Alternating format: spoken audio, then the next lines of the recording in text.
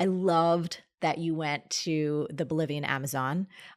Tell us a little bit about what you discovered there and how it relates to scarcity brain. Yeah. So I think the first thing you need to know is that statistically, heart disease is what kills people. Yeah. Kills 50% of Americans, and it's increasingly killing people at younger ages. So I think that, I can't remember the exact stat off the top of my head, but I think it's over 50% of women over 20 have some indication of heart disease right now. Now, okay, we've just laid out that heart disease is probably what's going to kill you. But then when you look at what people actually worry about and Google Trends and what the media most covers, heart disease is like not even on the Doesn't list. even make the Hardly. list. Like no one talks about it. In the book, I describe it as people mostly worry about cancer and they worry about violence. And those two things statistically are much lower than heart disease. So I describe it as playing Russian roulette and realizing you got a mole on your trigger finger and going, oh no, what about that mole though, you know? So I'd kind of been thinking about this. And what I really started thinking about heart disease was when I learned those statistics, that it's the big killer that no one cares about.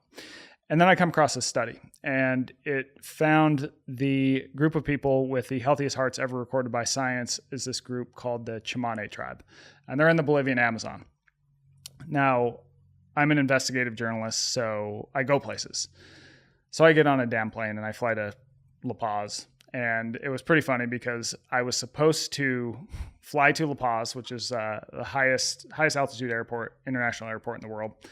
And then I was supposed to take this tiny little pack of gum plane down into the jungle. And the day before I get there, my sort of handler fixer calls me and they're like, we got bad news. The plane company, they went under. They're out of business. I'm like, all right. They're like, you're going to have to drive there with the driver. I'm like, okay, no problem. Now the flight was supposed to be a half an hour.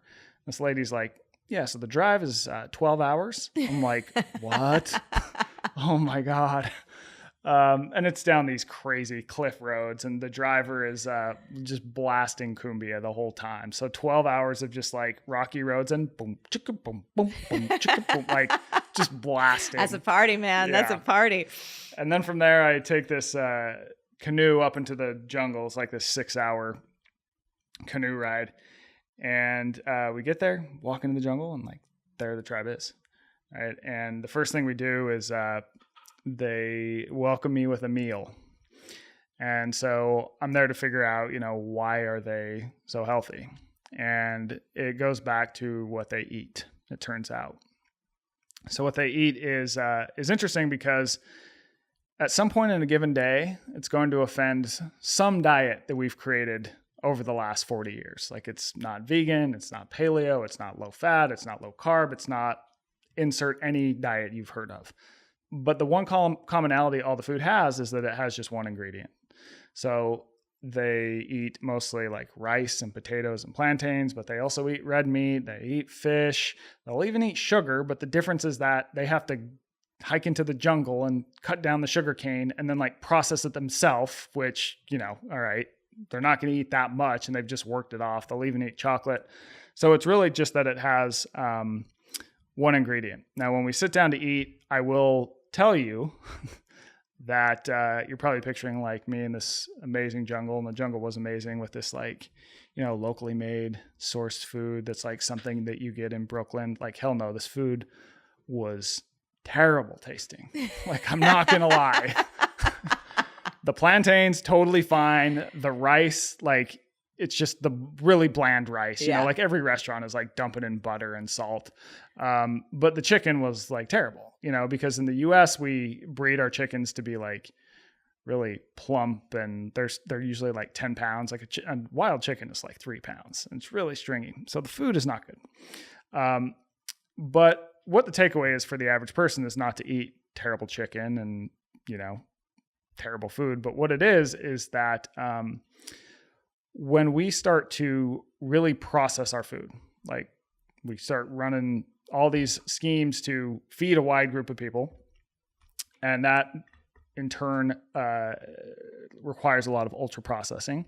And now the average American eats 60% ultra processed food. That seems to lead us to overeat, because it goes back to that scarcity loop that I mentioned, right? Our food is everywhere. and we evolved to eat more food when we had the opportunity. We've got all these unpredictable, amazing flavors on every corner. I mean, we're in New York right now. It's like, God, this is the best food city in the world. And we can eat it quicker. So when you hyper process a food, people naturally just eat it much faster. And they don't have that, right? It's all just single ingredient. It's not, every meal is not an explosion of sugar, salt, and fat. But that seems to lead them to not overeat. And in turn, they don't seem to get a lot of the diseases that kill us. So I think the takeaway for the average person is, how can I find ways to remove that food scarcity loop? And I'm not saying like, don't ever eat processed food again. I am saying that find as many meals as you can throughout the day that rely on sort of one ingredient foods. So something like oatmeal and eggs for breakfast. You know, for lunch, it might be like rice and some meat and some vegetables. And then, you know, by the end of the day, you're like, okay, I've eaten pretty well today. Now I can maybe have a couple things that are good. So. Yeah. So you did it too. You ate that way. Was it for a month after yeah, you it came was for back? a month. Yeah. And did you feel any challenge is good? I love giving myself like little challenges, whether it's for a week or 30 days or something like that. But did you notice, were there any foods that you were, you know, I use the word addicted very lightly, like kind of favorite foods that you would go through in a scarcity loop that started to fall away? Reese's Puffs. Oh, yeah. Oh, Yeah. cool. That one's the one that fell away. That's my jam. But I did notice, so two things I really love is Reese's Puff cereal and diet soda. And I did notice that after the month, when I went back to and had my first Reese's Puff, I was like, oh my God, this is so unbelievably sweet. Just because I was so adapted to how sweet that food was. Yes. That when I went off it and then returned to it, it was just like shocking. A smack in the face. It was shocking. And so really my takeaway is that it did change a lot of the meals and how I think about food. And I think it in a good way. Yeah.